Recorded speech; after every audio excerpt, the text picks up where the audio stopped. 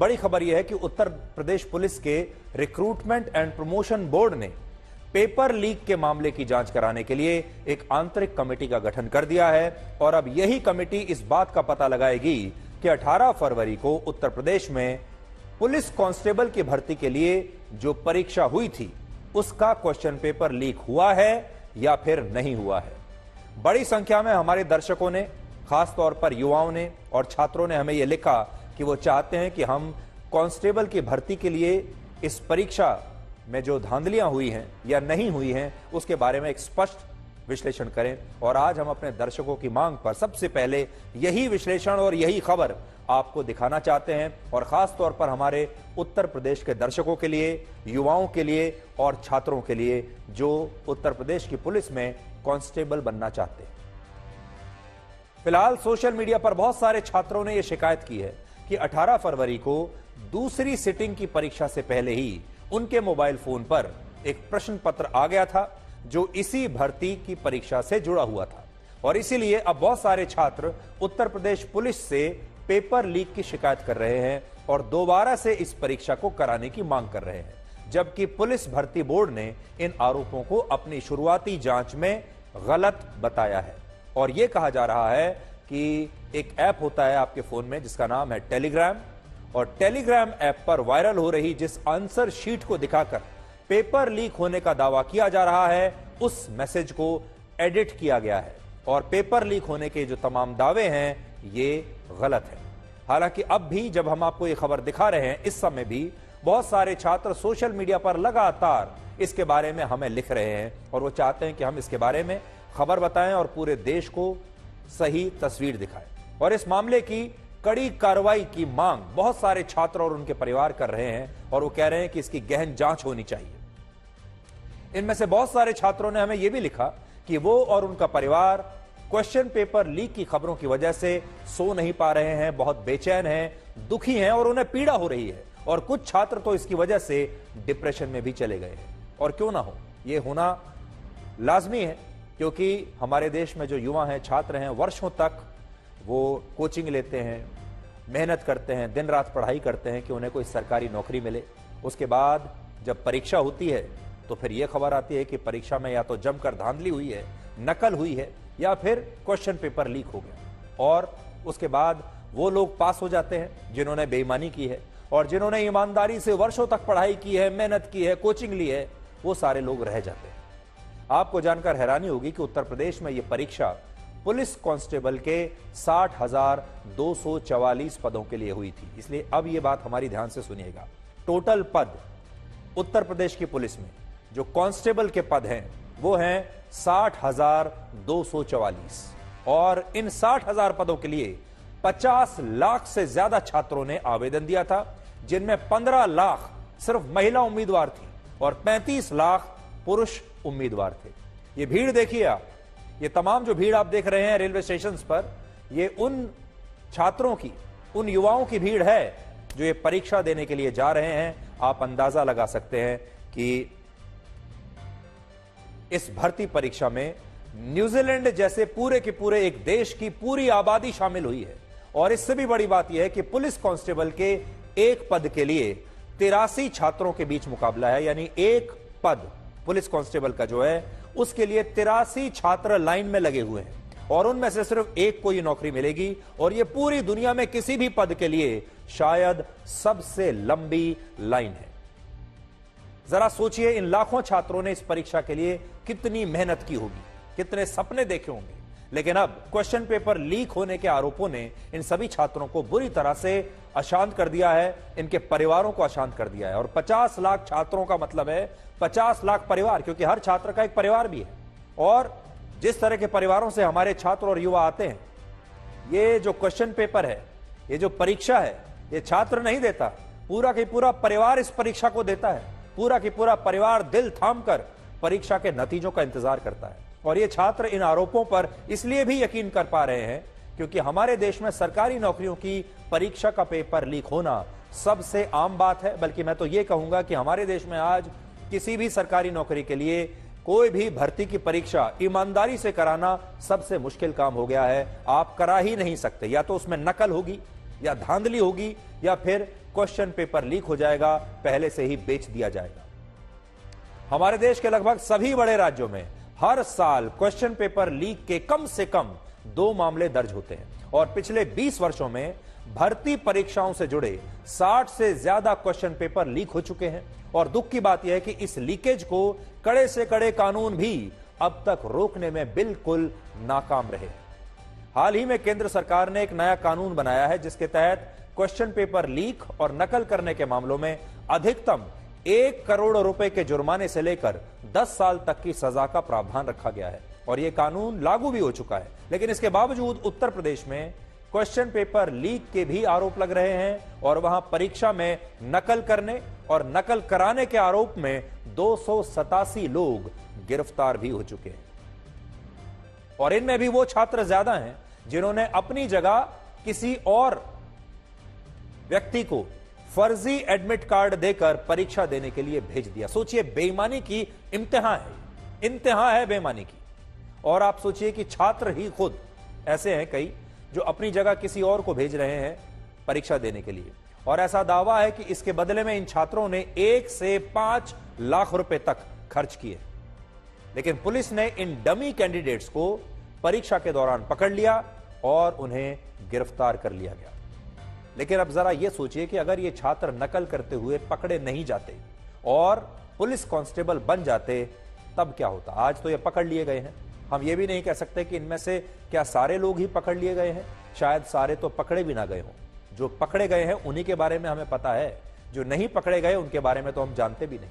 अब आप सोचिए, यही लोग अगर पुलिस कांस्टेबल बन जाएंगे या इनमें से और जो लोग पकड़े नहीं गए हैं वो जब पुलिस कांस्टेबल बन जाएंगे तब ये लोग नौकरी में क्या करेंगे।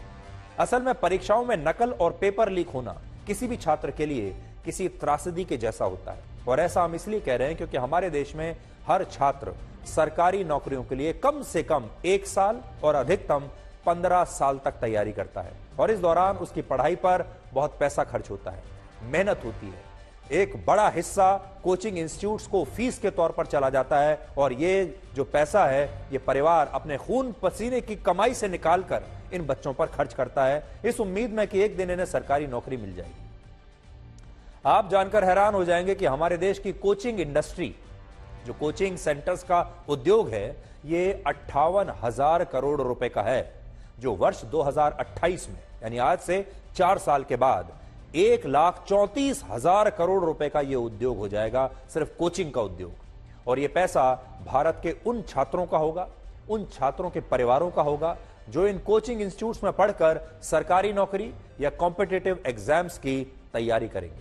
कितना बड़ा उद्योग हमारे देश में ऐसे ही खड़ा हो गया। और अनुमान है कि उत्तर प्रदेश में भी जिन 50 लाख छात्रों ने पुलिस कांस्टेबल की नौकरी के लिए परीक्षा दी है, उनमें से 14 लाख छात्र ऐसे थे जिन्होंने इस परीक्षा के लिए किसी न किसी कोचिंग इंस्टीट्यूट से तैयारी की थी। इसलिए सोचिए, कुछ मुट्ठी भर बेईमान छात्रों की वजह से अगर इन ईमानदार छात्रों का इतना बड़ा नुकसान होता है तो यह हमारे सिस्टम की कितनी बड़ी नाकामी है। वैसे हमारा सिस्टम कैसा है वो आप इस बात से समझ सकते हैं कि धर्मेंद्र सिंह नाम के एक छात्र ने पुलिस कांस्टेबल के पद के लिए आवेदन दिया, लेकिन जब उसका एडमिट कार्ड आया तो एडमिट कार्ड पर इस छात्र के नाम की जगह और इस छात्र की जगह एक्ट्रेस सनी लियोनी की तस्वीर लगी हुई थी। और अब इस मामले की भी पुलिस भर्ती बोर्ड द्वारा जांच की जा रही है कि धर्मेंद्र नाम के इस छात्र के एडमिट कार्ड पर सनी लियोनी की तस्वीर कहां से आ गई। तो इससे आप अंदाजा लगाइए कि कैसी व्यवस्था है हमारे देश में। और बोर्ड के अधिकारियों ने यह बताया है कि उसने परीक्षा से पहले छात्रों को उनके आवेदन में हुई गलतियों को सुधारने का मौका दिया था, लेकिन जिन छात्रों का लॉगिन आईडी और पासवर्ड किसी और के पास भी था, उन लोगों ने जानबूझकर आवेदन पत्रों में तस्वीरों को बदल दिया और उनमें सनी लियोनी और दूसरी अभिनेत्रियों की तस्वीरें उन्होंने लगा दी।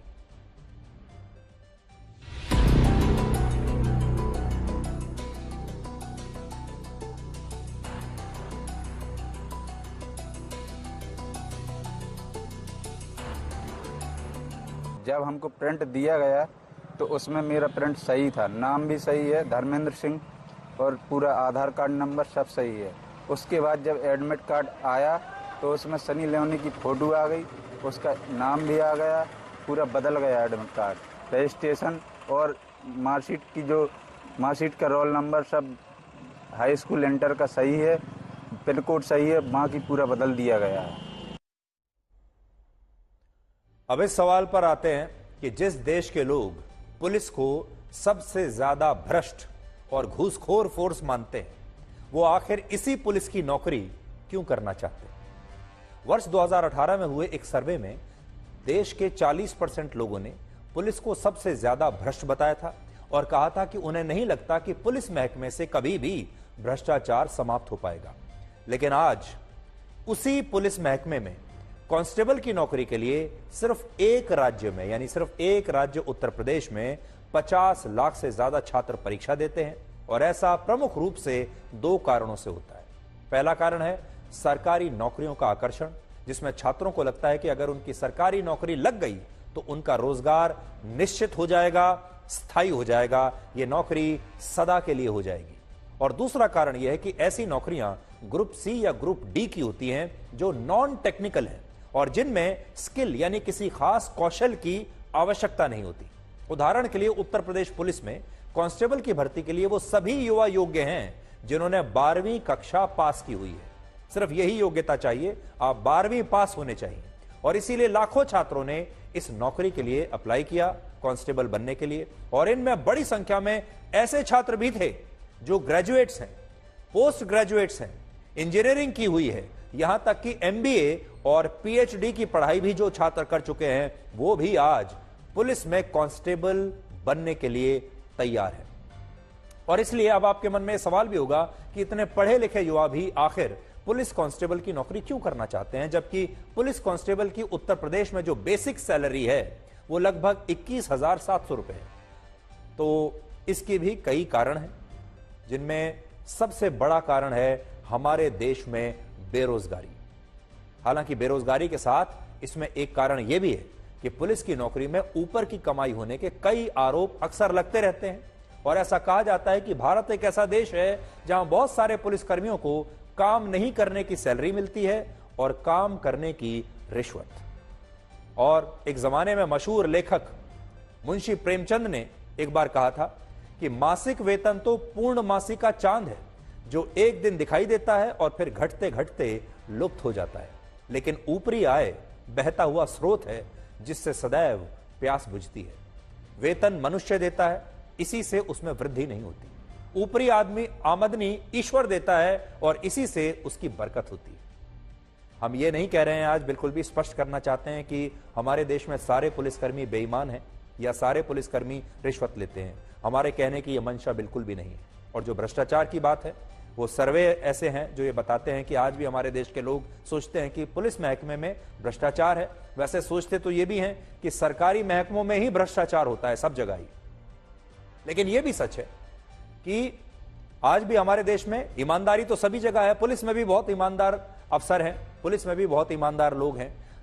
वो आज हमारी इस रिपोर्ट में हम उनको शामिल नहीं कर रहे हैं। बात हो रही है उन लोगों की जो भ्रष्टाचारी हैं, जो रिश्वत लेते हैं, और ऐसे लोगों की संख्या भी बहुत बड़ी है। इसलिए वो लोग बुरा ना माने जो पूरी ईमानदारी से अपना काम करते हैं, और जो भ्रष्टाचार में लिप्त नहीं है वो बुरा ना माने। और हमारे यहां ऐसा माना जाता है कि एक पुलिस सिपाही अगर चाहे तो वो अपनी तनख्वाह से ज्यादा पैसा रिश्वत में कमा सकता है, अगर चाहे तो। और यही कारण है कि हमारे देश में कहीं भी पुलिस में सिपाही और दूसरे पदों पर भर्तियां जब निकलती हैं तो इन भर्तियों के लिए लाखों युवा आवेदन देते हैं।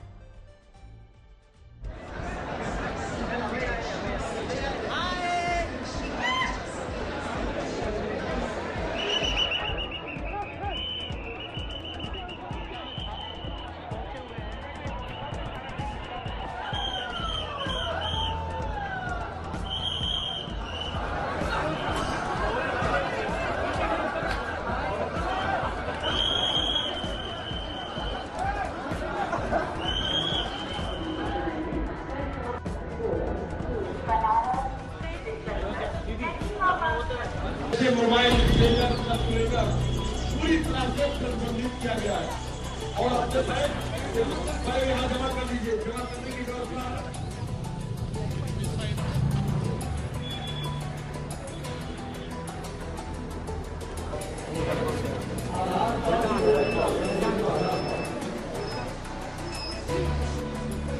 और बिना बायोमेट्रिक टेस्ट के आप लोग परीक्षा में मत जाइएगा। अगर बिना बायोमेट्रिक टेस्ट के जाएंगे तो वहां पर अनुपस्थित माना जाएगा।